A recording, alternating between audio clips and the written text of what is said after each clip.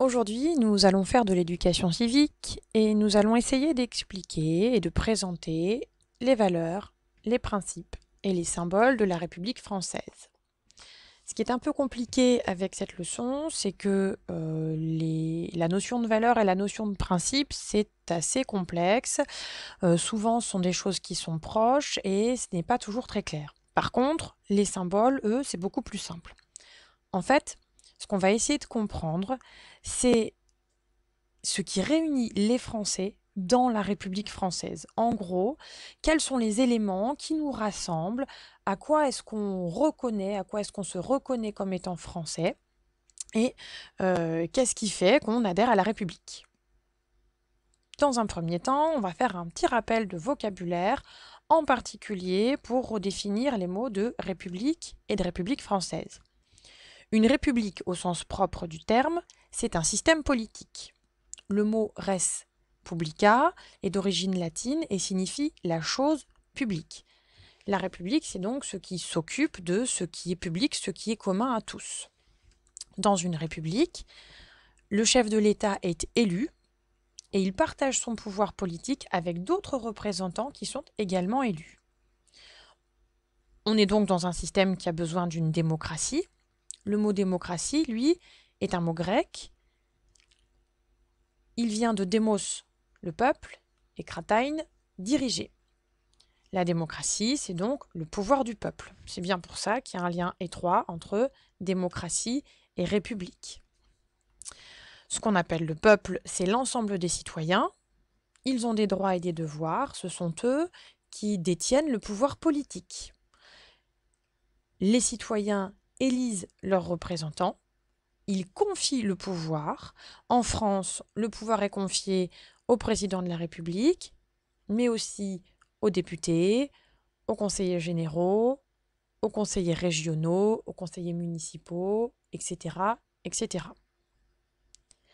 Maintenant, qu'est-ce qu'on appelle la République française? Eh bien, la République française, c'est ce système politique de la République, mais qui existe sur le territoire français.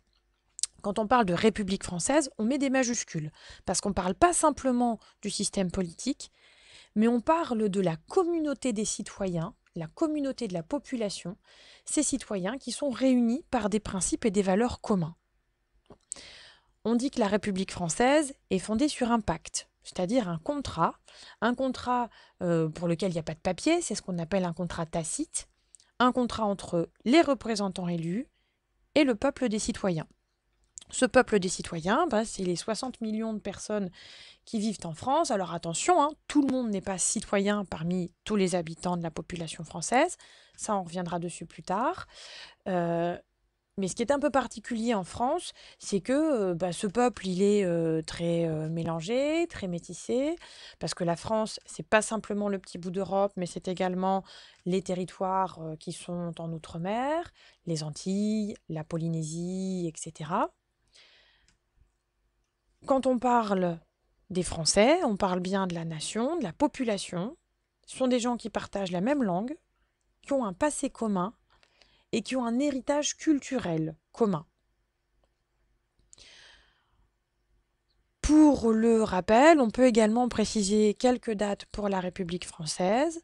Alors, à l'heure actuelle, on en est à la 5e République.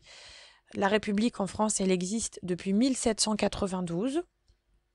Sur la frise chronologique, là, vous pouvez voir les différentes républiques et leurs dates. Alors, on voit qu'il y en a qui sont très courtes. Par exemple, la première et la deuxième sont très courtes. Par contre, il y en a qui sont beaucoup plus longues. Par exemple, la troisième République et la cinquième sont à l'heure actuelle les plus longues. Alors, comment ça se fait qu'on change de république? En fait, on a une république à partir du moment où on a une constitution qui précise le partage des pouvoirs. Alors la Constitution, c'est un peu compliqué, c'est un texte qui dit précisément qui fait quoi dans la vie politique. Qui fait les lois, qui fait appliquer les lois, qui rend la justice, qui vote, comment on vote, etc. En gros, la Constitution, c'est la règle du jeu de la vie politique. Or, cette règle du jeu, depuis 1792, elle a évolué. parce que la France a changé, parce que les Français ont changé aussi.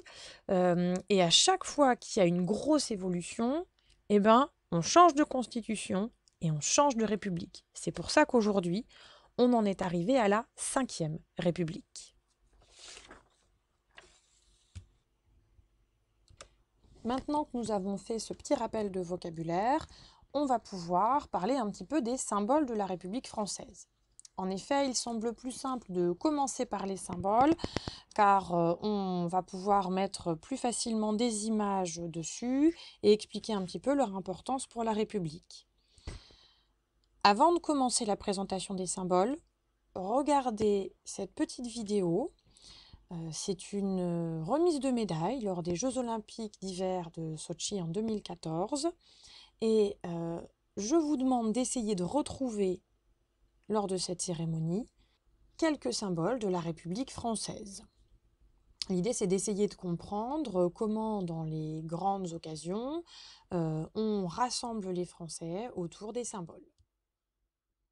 Ce matin, 3 skieurs ont réussi un exploit jamais vu depuis 1924 dans l'histoire de l'olympisme français. Ils ont remporté les 3 médailles sur une épreuve, en l'occurrence le ski cross, un podium 100% en bleu, blanc, rouge donc, que nous montrent Pierre-Emmanuel Chinardet et Bertrand Lachave. Jean-Frédéric Chappuis est champion olympique, mais c'est une Marseillaise pour 3. 3 Français sur un même podium. L'image semble irréelle. La patineuse Nathalie Péchala l'immortalise. C'est du jamais vu dans l'histoire des Jeux d'hiver. Au départ de la finale, un Canadien et donc 3 Français. Parmi eux, Jean-Frédéric Chappuis est le champion du monde en titre. Mais cette discipline imprévisible a coutume de bouleverser la hiérarchie. Alors il faut rester sur ses skis, éviter les chutes. Les Français contrôlent la course et profitent de l'erreur du Canadien Lehmann pour s'envoler vers un triplé historique. À l'arrivée, Jean-Frédéric Chappuis est sacré champion olympique. À Val Thorens, dans sa station, c'est l'hystérie. Le podium est 100% français. Arnaud Bovolenta est deuxième. Jonathan Midol termine sur les fesses, mais en 3e position. Alors, dans cette vidéo des Jeux olympiques d'hiver de Sotchi, vous avez donc pu voir comme symbole de la République le drapeau tricolore et nous avons entendu l'hymne national, la Marseillaise. Alors à quoi ça sert les symboles? Les symboles, ce sont des objets, des images, des chants, tout ce qui peut représenter quelque chose d'abstrait. En l'occurrence, là, ils servent à représenter la République française, parce que, comme on vient de le dire, la République française, c'est un système politique, c'est le système politique des citoyens français, et ça, c'est pas quelque chose qu'on peut toucher, c'est pas quelque chose qu'on peut voir, parce que c'est quelque chose qu'on vit, quelque chose qu'on pratique. En gros, c'est comme l'amour.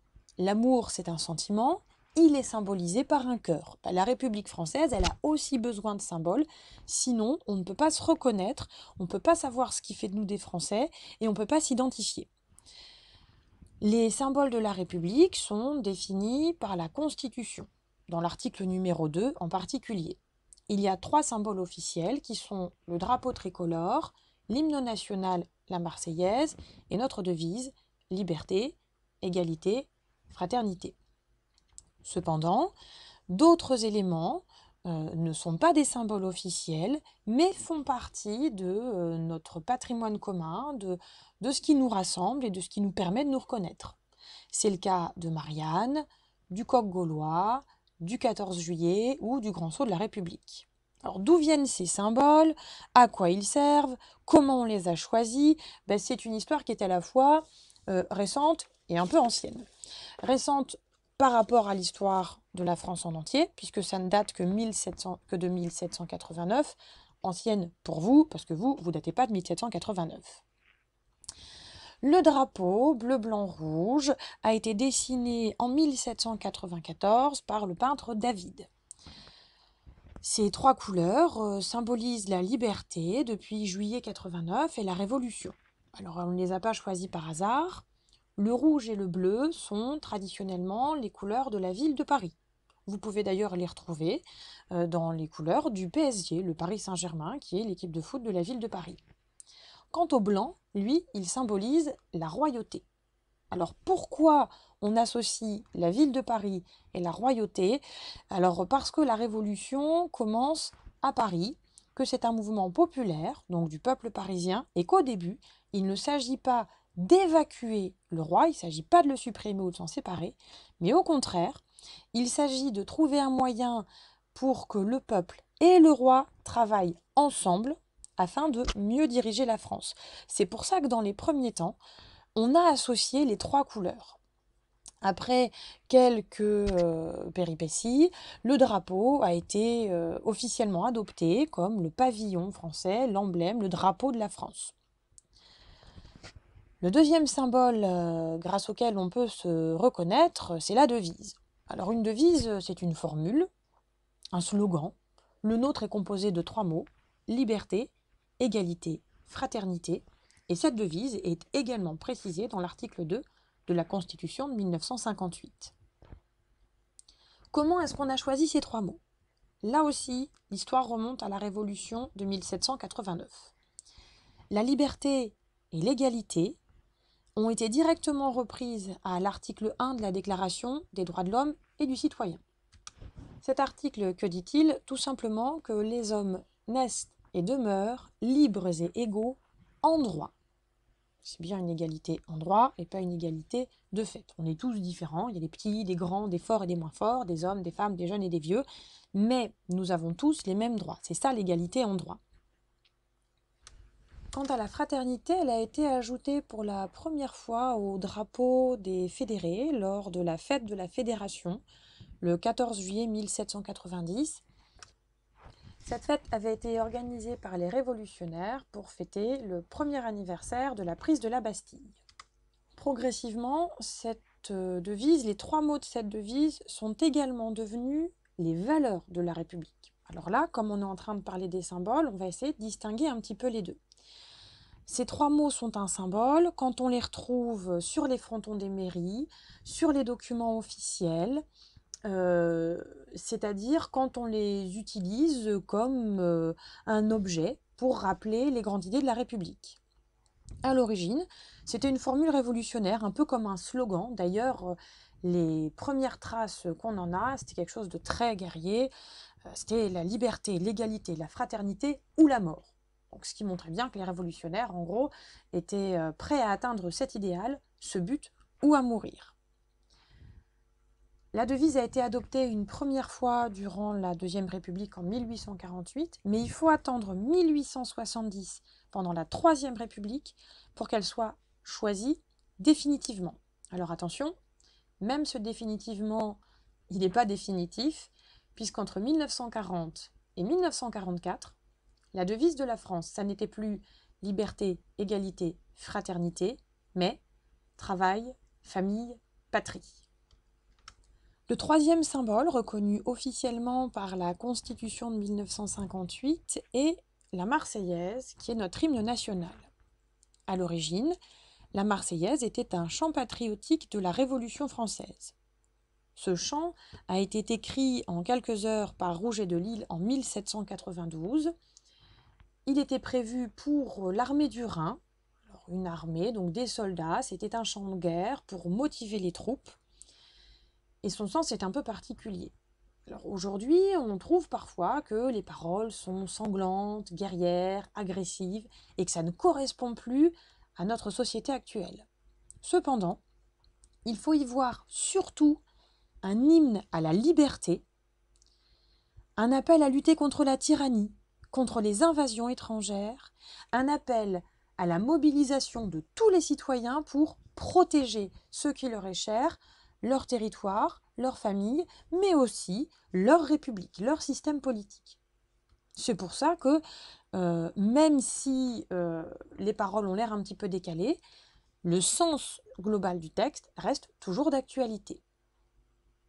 Parmi les autres symboles auxquels on peut se référer, il y a également Marianne, le coq ou le sceau.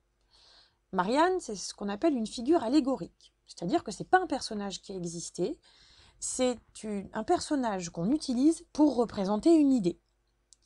Ici, ce personnage féminin, il est utilisé pour incarner la République française.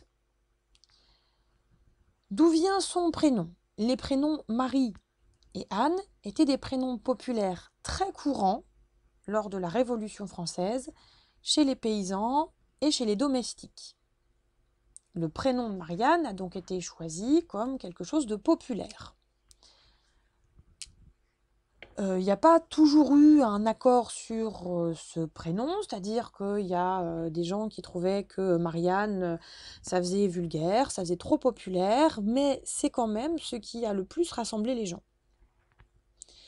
Qu'est-ce qu'elle symbolise, Marianne? Elle symbolise la République, mais dans le sens de la mère patrie, la mère protectrice de ses enfants, la République qui protège les citoyens.